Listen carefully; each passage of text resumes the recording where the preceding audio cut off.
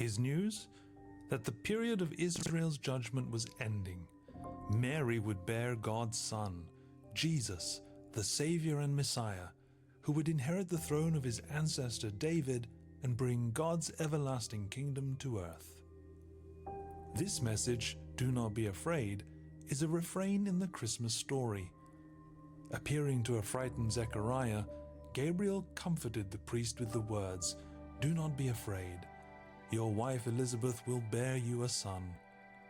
Zechariah and his wife Elizabeth were astounded, not knowing what the future would bring, but God made it clear that they were not to be afraid. After Jesus was born, shepherds near Bethlehem were filled with great fear at the appearance of a glorious angel of God. But the angel said to them, "Do not be afraid. I bring you good news of great joy that will be for all the people. Today in the town of David, a Savior has been born to you." Their joy was to cast out their fear. More than 1,000 years earlier, God told his servant Joshua not to fear Israel's powerful enemies. "Be strong and courageous. Do not be frightened, for the Lord your God is with you wherever you go." The prophet Isaiah said that Jesus would be called Emmanuel, which means God with us. Remember this: God's powerful, loving, and gracious presence is with his people no matter what they face. And so his church can say with Mary, "Behold, I am the servant of the Lord. Let it be to me according to your word."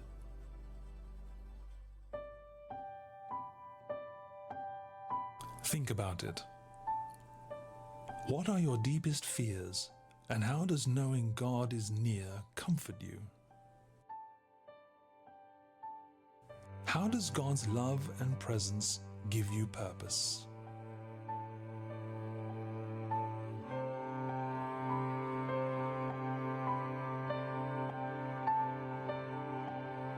Christ the Lord, a Christmas meditation from Third Millennium Ministries and FEBC Radio.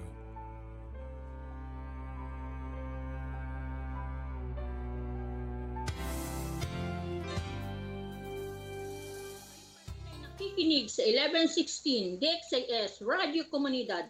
Ito ang programang Family Matters at kami po ang inyong mga kasama, Lola Seni at Marlene Cruz. Ang DXIS ay isa sa mga himpilan ng Far East Broadcasting Company at kasapi ng mga kapisanan ng mga broadcaster ng Pilipinas.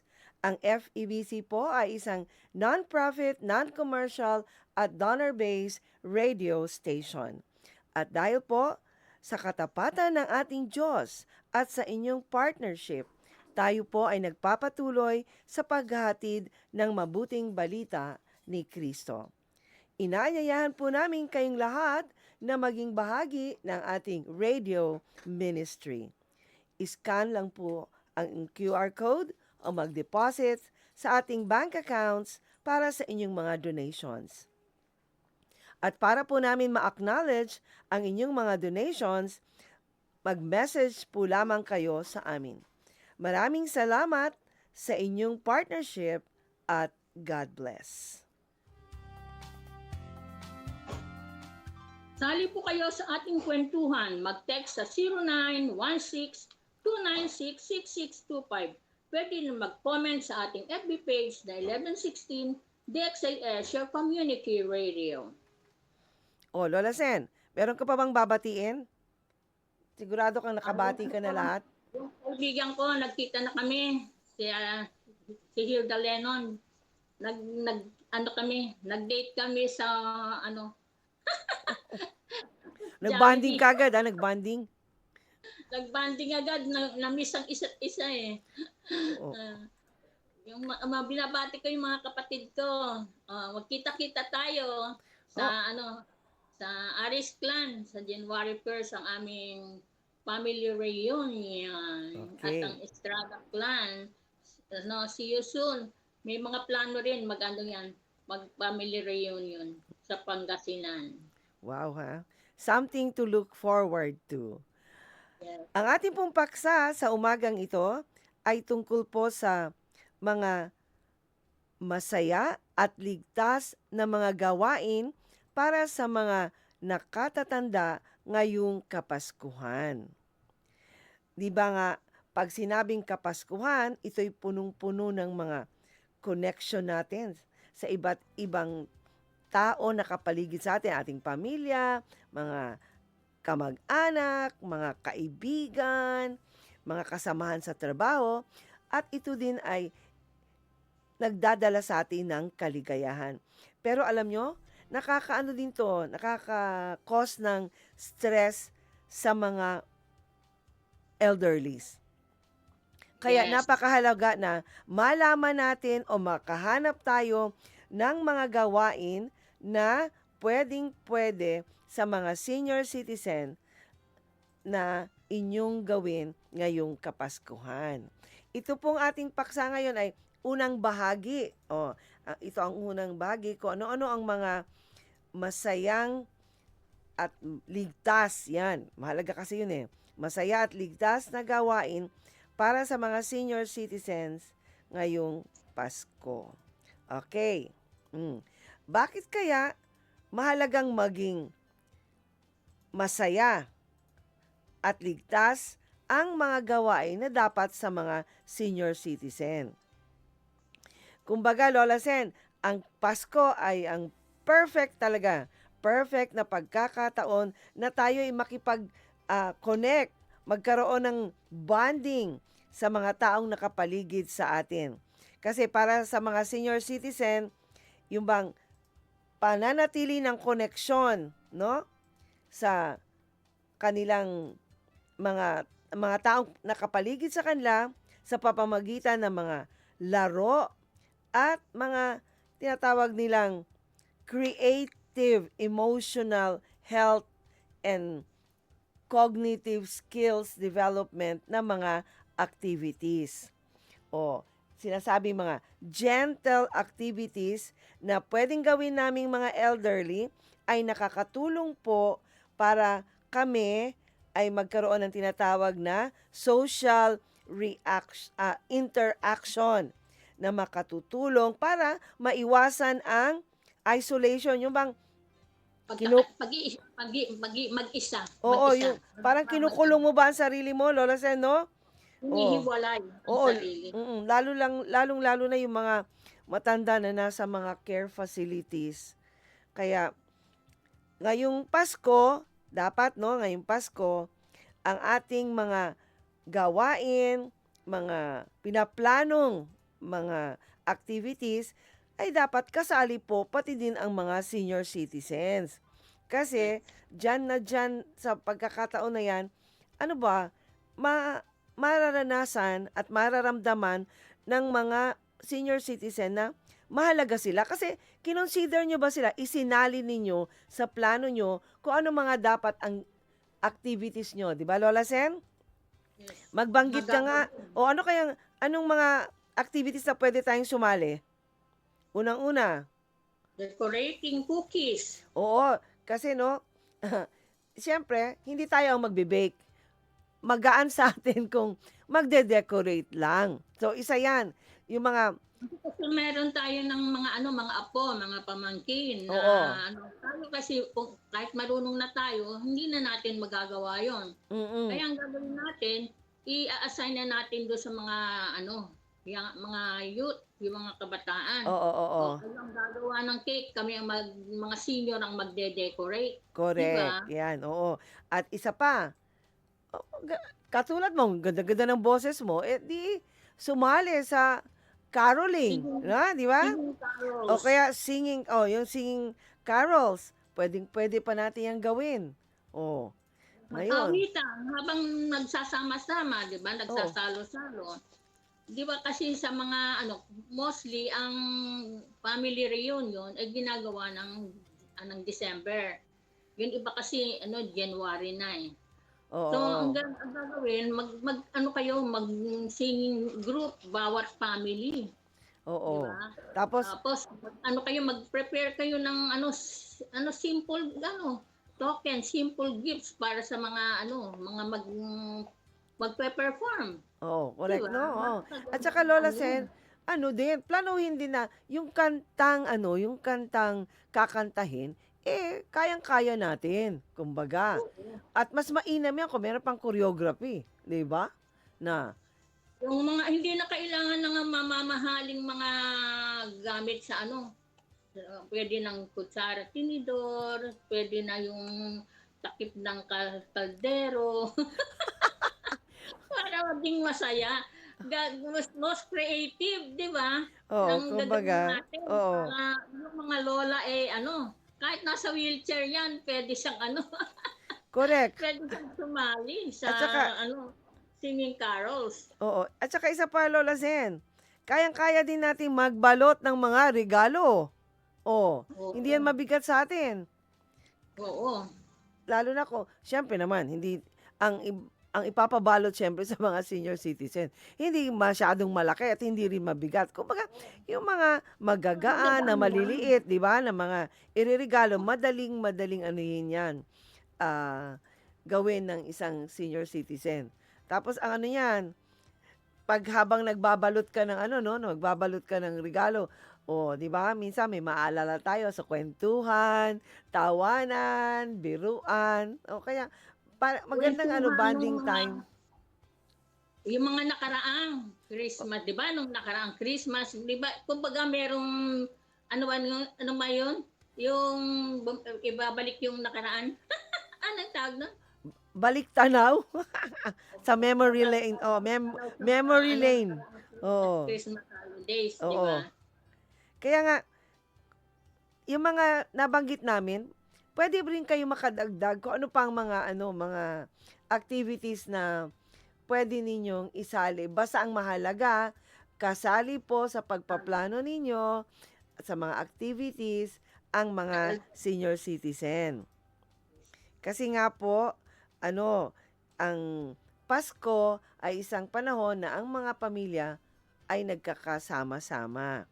Kaya kailangan, nabanggit namin kanina, yang pagsasali ninyo sa mga nakatatanda sa mga iba't ibang laro ay nakakapag po yan, improve sa emotional health ng mga matatanda at sharpen po yan ng aming cognitive skills.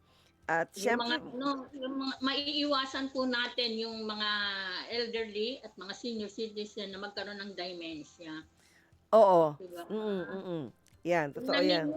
Lola, ano yung ginawa mo nung nakaraang Christmas natin? Ganon, di Oo, ba? oo. Magkakaroon ng mga trivia. Doon mo malalaman na, matandain pa pala si Lola. Wala pa siyang dementia. Di ba? Ganon ang Correct. Oh, at isa pa, 'di ba nabanggit namin kanina na magkaroon din ng physical activities, no? Tulad halimbawa ng laro. Okay.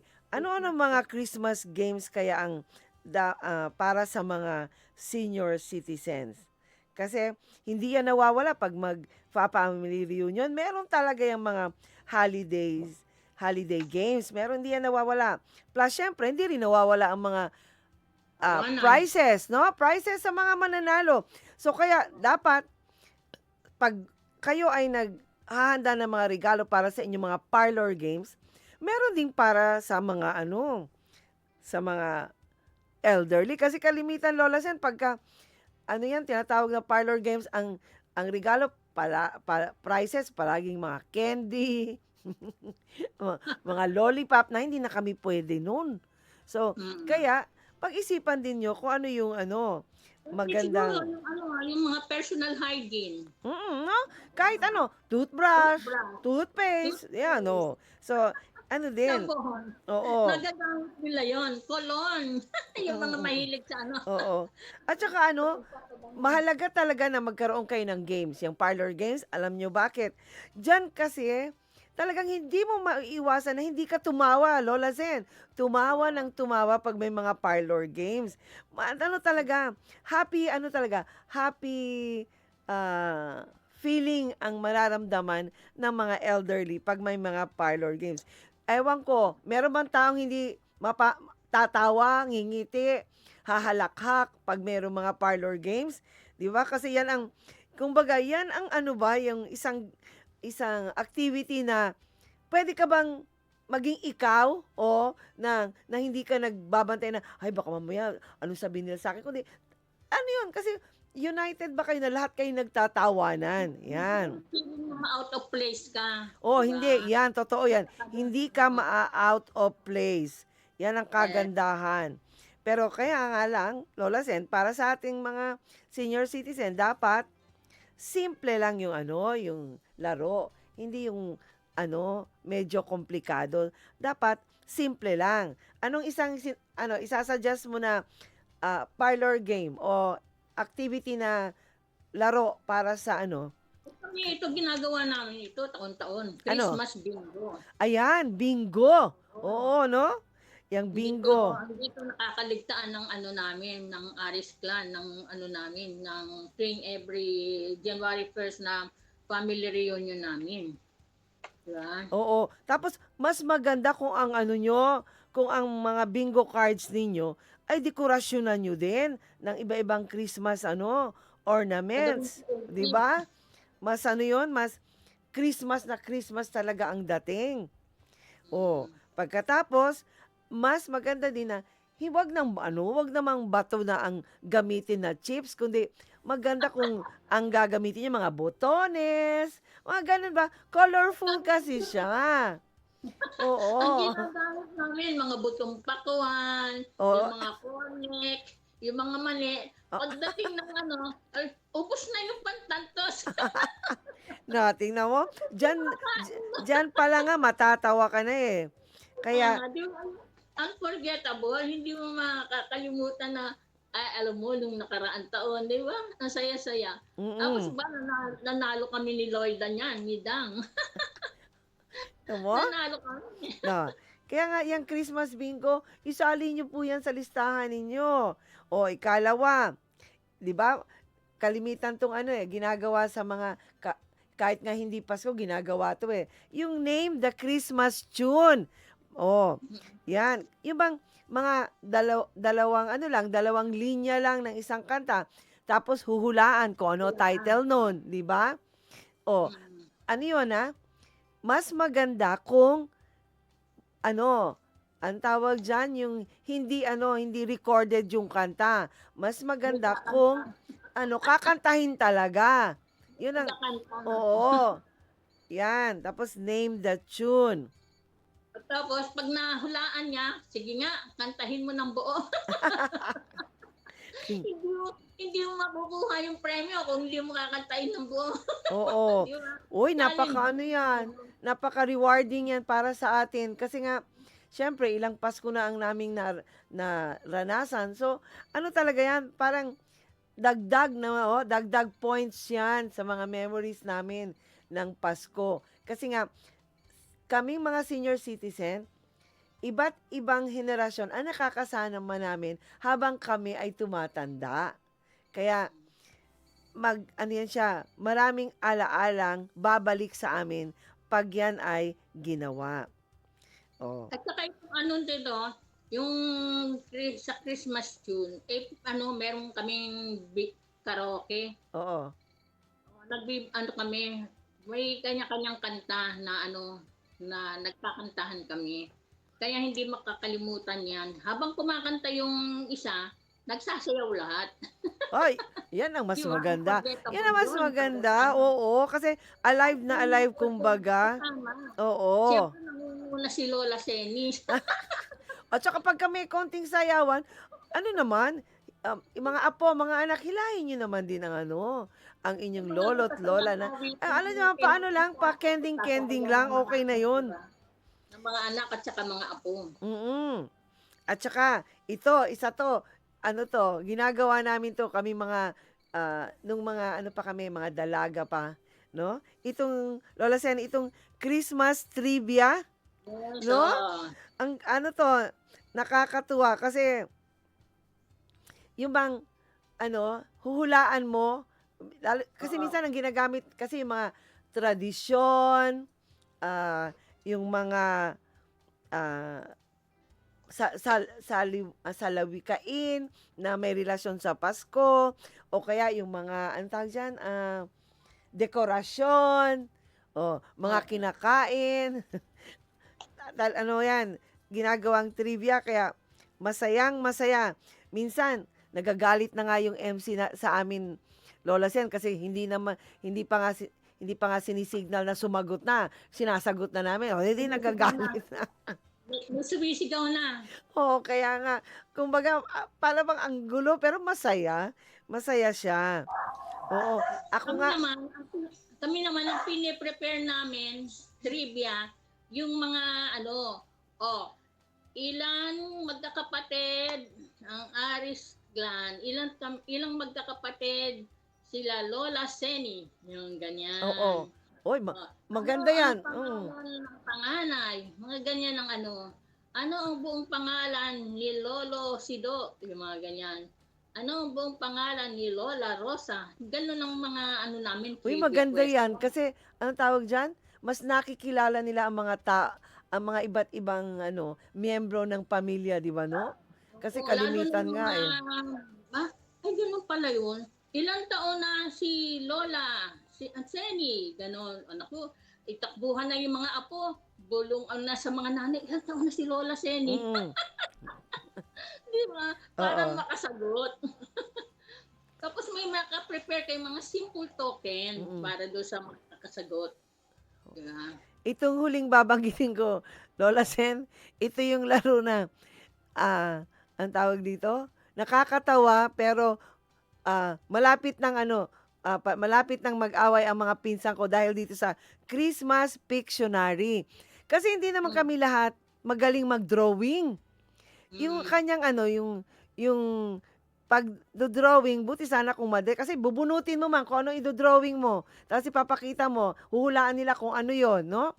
Ngayon, na minsan kasi nga, oh, hindi maliwanag ang pagkaka-drawing, hindi malinaw. Hindi na, Mm. kasi nga, tulad ko, hindi ako magaling mag-drawing talaga. Ang alam ko lang talaga, stick lang, no? Yun minsan, ang dali-dali lang, hindi mo na drawing. Ay, sasabihin naman ng isa, pinakamaganda ko ng drawing yun, hindi nyo pa nahulaan. No? Ganon. Kaya nga, natatawa ako kasi sabi ko nga, hoy, hoy, hoy, ginaganon ko yung mga pinsan ko. Maganda, ginugroup, tapos kukunin yung magaling mag-drawing, oh. Oo, kaya nga, Nakakauta. hindi nga pinapasali yung magaling mag-drawing sa amin, pag Magaling. Pictionary. Ganun. Oo, kasi nga, magrereklamo man siya, magaling mag-drawing. Wala sa aming grupo na na iilan lang naman ang magaling mag-drawing. So, hindi sila sinasali. Kasi nga, nauuwi sa samaan ng loob. Kaya, pero ito talagang masaya, itong Pictionary. Kasi nga, Kami nadidevelop ang pa, Lola Pictionary, Sen. Ate Marlene, kami Oh, ang Pictionary namin, ibang klase. ano? Yung mga old pictures, ipapakita. Oh, hanapin dito si JC nung maliit pa. Ang cute, oo. Hanapin Ay, ang dito ganda si niyan. Akbang nung maliit pa. Di ba? Ganon. Oh, Mainam yan. Hindi pa namin nagagawa hanapin yan. mo yung mga, papahanap mo doon sa picture, yung mga yung nakalagay, doon sa picture. Ay, naku, Or, Lola Sen, magagalit ang mga pinsan ko niyan. Eh, kasi naman, mm, di ba, anong style ng buhok natin noong 1960s? Anong style ng ating mga pantalon? Eh, alam mo naman ang aming mga apo, kantsawero, kantsawera. Oh, yung buhok pa natin ng fly away. Alam mo, may mga pinsan ako, kahit ako, tinago ko yung picture ko na may fly away ako na buhok. Kasi, kasi nga, grabe man yung fly away na yon. Tapos yung ating elephant style na pantalon, na alam mo oh, naman noon ang style, talagang mauuwi sa kantsawan. Kaya oh. ayaw nilang ipakita yung 'di ba? Nauso pa na yung afro ang buhok. Oh, 'di ba? Tatandaan mo? Dati kasi mga payatot. Tapos ngayon matataba na. O hanapin niyo si mama mo diyan. Oo, oo. Oo, maganda. Oo, maganda. Maganda rin Dati 'yan. yan. Oo. Ano 'yan? Kumbaga creative way ng Pictionary. Maganda, Lola Sen, maganda. Oo, diba? Mas maganda yung yung mga old features dinadala nung yung kapatid namin bunso, hinahalungkat niya yung mga old features namin. Mm. Tapos yung dadalhin niya. O yung mga gustong mag-uwi nun, uuwi na. Pero Oo. sinasali namin sa games yun para magiging ano naman, maging creative naman yung aming mga Oo, games na maganda. Creative yung Pictionary niyo. Ibabanggitin ko yan pag kami nagkasama-sama ng mga magpipinsan. Oh, yung mga nabanggit naming mga laro, mga games tulad ng Christmas Bingo, Name That Christmas Tune, Christmas Trivia for senior adults, at saka Christmas Pictionary. Yan po ay ilan sa mga games na para sa matatanda na talaga naman pong kapupulutan ng saya ng mga nakakatanda. At yan po ay makaka-encourage talaga sa mga elderlies na magkaroon ng interaction sa ibang miyembro ng pamilya at tumawa ng tumawa, at isa ding dahilan yun para gumalaw-galaw ng konti. Oh, di ba? Okay. Ngayon, dumako naman tayo sa, kasi Lola, sa katulad mo, mahilig ka ba na ano, yung mga kutingting-kutingting, no? Yung mga, kuting. yung ginagamit ang kamay? Oh, meron din pong ano, kaming babanggitin na mga madadaling Christmas crafts, kumbaga, na pwede pong ma-enjoy ng mga senior citizens. Kumbaga, arts and crafts. Kasi po, ay nagbibigay po yan sa mga senior citizen ng ano ba, ng outlet, ng isang paraan para mailabas po nila yung kanilang, yung bang tinatawag nilang self-expression at saka artistic, being artistic, no? Yon, na ilalabas yung artistry nila sa arts and crafts, kumbaga. Okay. Ano ano ba ang pwede natin mga crafts na pwedeng gawin, Lola Sen? Anong una?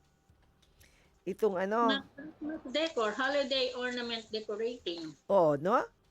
Ako noon, matatandaan ko, tinuruan kaming gumawa ng wreath, Lola Sen, yung wreath na ang ginamit namin paper plate. Oh, paper plate. Oo. Tapos ano, yung mga pinsan ko na maliliit, Crayola ang pinang-ano sa, pero pare-pareho kami na parang, ano bang papel yun na madaling mapunit na manipis na iikot mo, di ba? Isi-shape mo kasi na wreath yun isi-shape mo. Papel di hapon yung papel di hapon. Yung papel de hapon, o yan, iikot. Oo. Tapos, kung ano, sa mga, ano ko, mga pinsan naming maliliit, Crayola ang ginagamit para sa kandila. Oh, Crayola. Doon sa parang apoy ng kandila, pula ang kulay. Sa kandila dito, kukulayan ng pula. Ganun ba? So, minsan yung binabalot doon sa wreath, iba-ibang kulay. So, kaming mga kayang-kaya na namin talagang gumamit ng gunting, mga ganyan, glue gun. Ano, ang tawag dito, ano na namin, Ginagamit na pandikit. oo, pwede pandikit kasi nga, marunong na kami humawak ng ng glue gun. So, iba naman ang ginagamit namin na medium doon sa gumagamit na kami ng mga, lace, yan. Para dumikit ang maayos. Lace. Marvin, Oh. dati hindi na uso pa yung mga glue gun yan, mga ano. Ano na pwede na yung Paste? yung kanin na Ay, oo nga pala, no?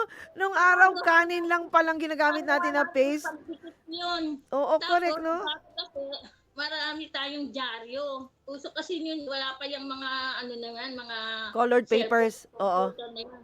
Dyaryo ang ginagamit namin, ginagawang rep. Oo, Lulututin namin yan. Kalakihan kami. O, tapos, ayun ang iikutin namin yan. Kung may makaka-LL, may alambre, anuhin mo ng alambre muna sa ilalim, tsaka mo yung dyaryo. correct ka dyan, no?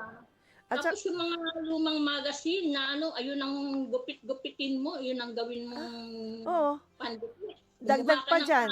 Oo. Kaldero, dikit mo. Minsan lang naman gagamitin yun, sandali lang naman, kaya kahit na masira agad yun, hindi ka manghihinayang. Oo. Diba? At saka Lola Zen, dagdag pa dyan, kaya nga, noong, pa ako, kabataan ko pa, mahilig kaming humingi ng kalendaryo na colorful at saka makintab. Kasi ginagamit nga namin din yan. Kalendaryo, mga magazines na Oo. makikintab na colorful, makulay, na yan. Nagagamit talaga yan. Tapos, alam mo ang gagawin, Lola Sen? Di ba na dekorasyon na yung mga wreath? Iba. Ano yan, merong isang dingding sa bahay ng aming lola na ididikit yon. Ididikit yon. Kaya, pag oy, ano to? Ang ganda. Sino gumawa nito? Ganyan. Ang ganda ba tingnan? Para ba siyang gallery? Di ba? Na lahat kayong miyembro ng pamilya may ginawa na decoration kasama si lolo at si lola. O, Tapos ang gawin mo, yung sabi mo inilagay sa wall yung Oo. yung decoration. Oo. Tapos gumupit ka ng mga old pictures din yung family, idikit nyo doon sa di ba? Oo, maganda Tama. rin. Oo, no. Creative ka talaga. May mga naidadagdag ka talaga, no? Oh. At saka yan, totoo yan. Lalo-lalo na, at saka pwede mo rin kasi lagyan ng mga konting ka-artehan. Mga ribbon-ribbon, yung mga ribbon na, yung bang napagsawaan na, o mga pantali ng mga pantali ng mga, yan? Pantali ng mga, yung karton, Regalo. mga karton. Kasi may mga karton, may mga pantali pag binili mo. Sa bahay, hindi yung tinatapon. Kasi nga, pwede pang gamitin. Pwede. Yung mga old Christmas card, 'di ba? May Oo. mga At pwede saka, mong gustutin oh, yun, i-dikit mo sa doon kung ano yung ginagawa mong decoration. pwede rin. At saka Lola Sen, pwede rin tayong gumawa ng homemade Christmas cards. Kasi, Sa homemade oo. Christmas card. Pwede. Napakadali lang. 'Di ba? Gamit ka lang ng ng Sure. kartulina. Kasi kailangan medyo matigas yung papel para tas maaartehan mo yun na iba-ibang kumbaga, iba-ibang kaek-eka nang ilagay mo doon. Drawing ba? Picture? Maganda yun. Family picture ninyo ang nasa harapan ng card. Tapos lagyan mo ng dekorasyon sa paligid-paligid. Lagyan mo ng I-drawing, star. mag-drawing ka dyan ng star ba dyan? Mag-drawing ka ba dyan ng lollipop? Butterfly, ng Oo. isda. Kung Oo. anong maisip mo. Tapos lagyan mo pa ng glitters. 'Di ba? Okay na yung Christmas card. Tapos sa loob susulatan mo, Dear Lola Seni, Merry Christmas. Dear Sir Pons. From your apo. Oo, no? Dear Ate Dang, maligayang Pasko. No? Tingnan nyo? Kasi iba, okay. High-tech na tayo ngayon. Pwede mo man i-text, i-messenger, o ano ba ganyan. Iba pa rin kung kayo ay gagawa ng homemade Christmas card. Kasi ibig sabihin, naalala ka at talagang pinagpaguran. Nagbigay talaga ng oras para gumawa ng Christmas card para sa'yo. Mas yan, meaningful kumbaga yan. At saka, para sa aming mga kaming mga senior citizen, yung aming mga apo at saka mga anak, gawin nyo na lang na, yung mga dapat na dekorasyon doon, tulungan nyo na lang kami para idikit na lang namin. Kaya namin yan idikit. Tapos kami na magsusulat ng ano ang gusto namin sabihin sa loob. Pero sa pagdidekorasyon, tulungan nyo kami para mas maganda. Tapos, ano pa tayo? Bonding time, kwento-kwentuhan, marites ng konti. Ganun ba? Di ba ang saya? Pwedeng ipunin yung cards. Oo. Marami na. Tapos pwede nyo i-share doon sa mga hospitals, doon sa mga di ba? Mga nakakonfine. Correct ka elderly, dyan. mga senior citizen, at sa mga nursing homes. Di ba? Pwede natin yun, ipamigay sa araw ng Kapaskuhan. At saka isa pa, dahil nabanggit mo kasi kanina, Lola Sen, ang tungkol sa mga lumang litrato, ay pwede rin tayong gumawa ng photo frame crafts. Di ba? Yeah. Yung mga picture na yon, gawan natin ng frame para mas magandang tingnan.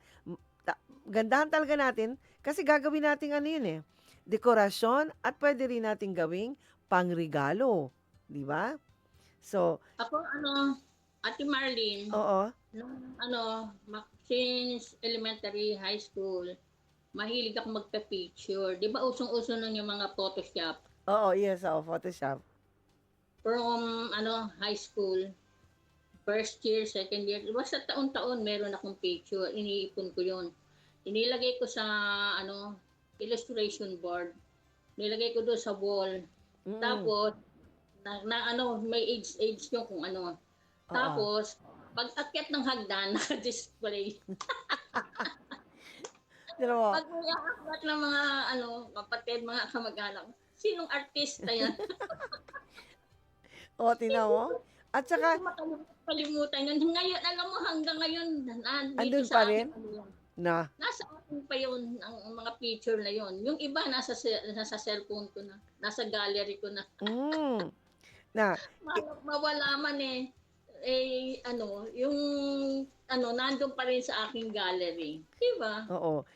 So, ang mga, ano po ito na mga craft na pwedeng gawin ng mga elderly, yung nabanggit namin na holiday, Christmas, a holiday ornament decorating, homemade Christmas cards, at saka photo frame crafts. Yan po ay mga gawain para sa mga senior citizen na ilalabas po namin ang aming creativity. Yan. At saka nakakaramdam po kami niya ng sense of accomplishment. Kasi meron kami ipagmamayabang, ipagmamalaki na, ay, gawa ko to. O, tingnan nyo. Kaya mahalaga po na isali po din natin yung easy Christmas craft para sa mga elderly. Okay. Ikatlo na, ano-anong mga social Christmas activities ang pwede naman nating gawin para sa mga elderly? Hindi po kumpleto ang Pasko para sa mga elderlies kung hindi po sila nakakahulubilo sa ibang tao, sa ibang miyembro ng pamilya, sa ibang miyembro ng komunidad. Kaya maganda po na isali din ninyo sa inyong plano, listahan ngayong Pasko ang social Christmas activities for senior citizens. Okay. Ano ang isa sa magandang gawin? Lola Sen, no? Ang isa sa maganda yung kung saan tayo sikat na sikat. Holiday storytelling. O, di ba? Lola Zen, holiday storytelling. Kayang-kaya natin yan. Magaling tayong magkwento. Nung pa ako, nasa church ako, nagtuturo ako ng Sunday school. Ang lagi kong tinuturo yung yung tungkol sa pagsilang ni Kristo. Yun ang sa kanila. Diba? Oo. Sa nasa Mateo yun, yung kung paano isinilang paano isinilang si Jesucristo. Diba? Kami, kumukuha ako ng mga bata na pinapaarte ko sila. Kaya lagi ako most creative nun sa namin, sa Sunday school. Kasi paano mong yung mga beginners, paano mong napapagalaw ang mga bata? Kasi din sila, na mahilig din ng mga bata. Kaya pag mo sila, sinong gustong gumanap na Mama Mary? Sinong gustong gumanap na na Joseph. Joseph, di ba? Oo. Tapos, meron kaming maliit. Itong gawin nating baby Jesus. Yung mga na magiging yung mga bata, ma-enjoy nila. Ako naman, Lola Sen, ang ginagawa ko, yung bang, ako mag-uumpisa ng kwento ng yung birth ni Jesus Christ. Sila ang magtutuloy. Minsan, siyempre, naliligaw ang kwento. Ibabalik mo, nagtatawa na, hoy, hindi ganun, hindi. Ganito ang nangyari. So, sabi ko, sandali, ayusin natin ang kwento. Binibigyan ko ng chance na sila din magkwento. Kaya nga sabi nung nakikinig sa amin na isang magulang, sabi, Ma'am, parang napakahaba ng inyong Christmas story. Kasi nga, ikukwento ko, yung isusunod na anong susunod na nangyari? May, May silang oo, version. may version din sila. No, siyempre, kino-correct natin pag hindi tama yung version.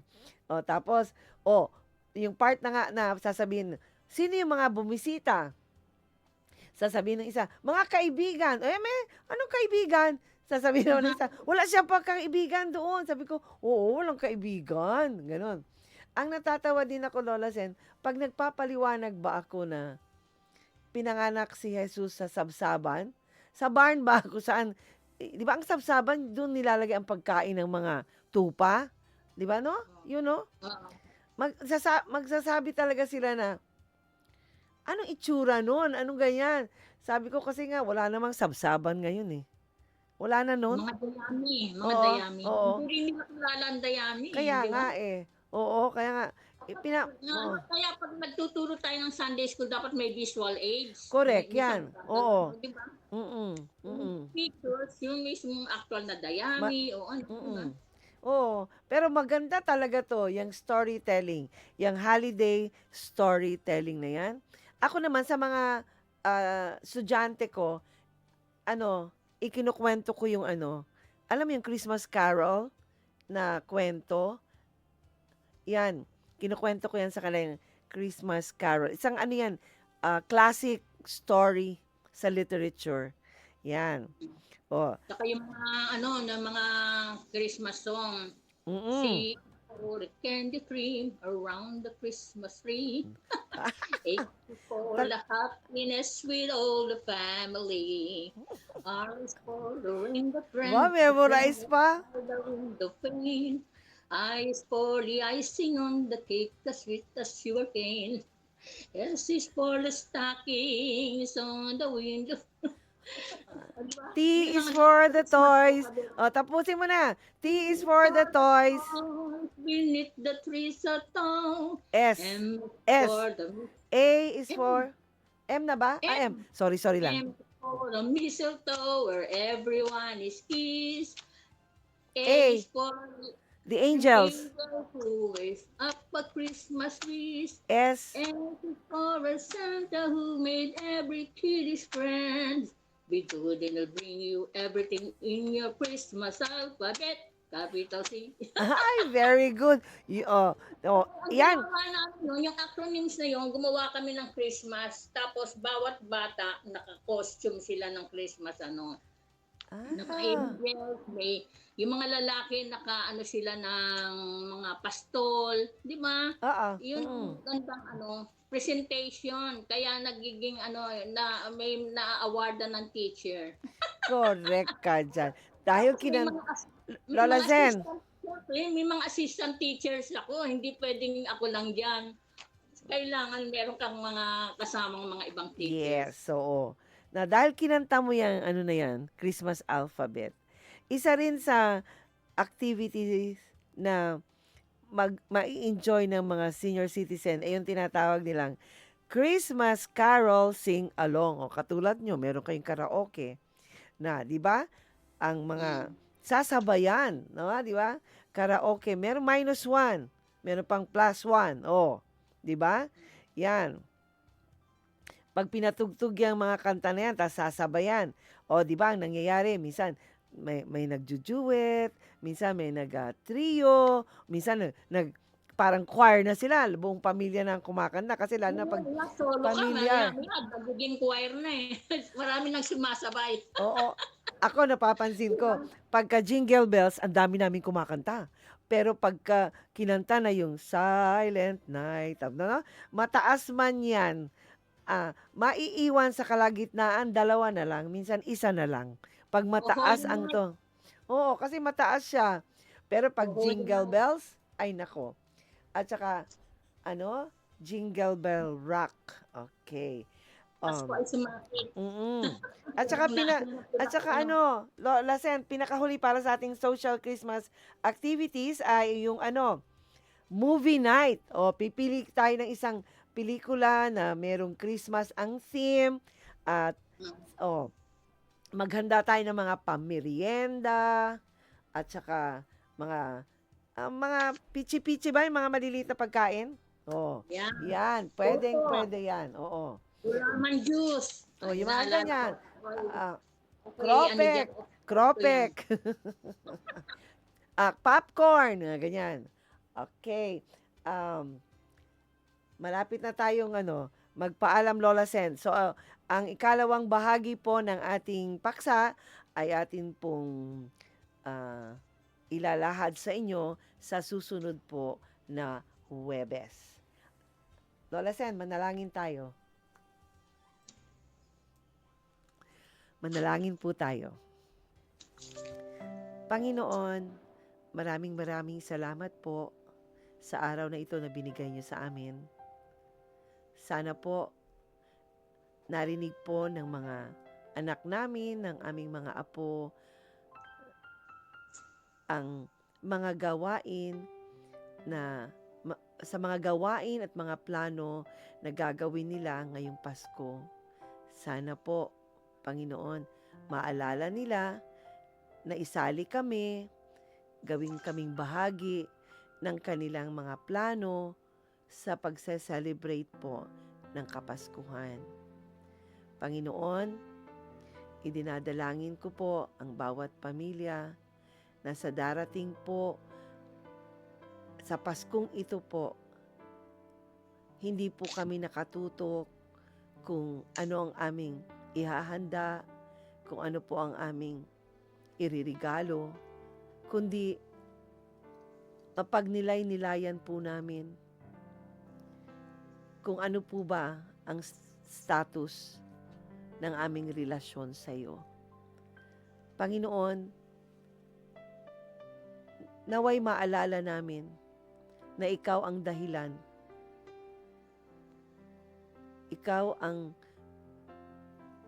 rason kung bakit nagdiriwang ng Pasko. Panginoon,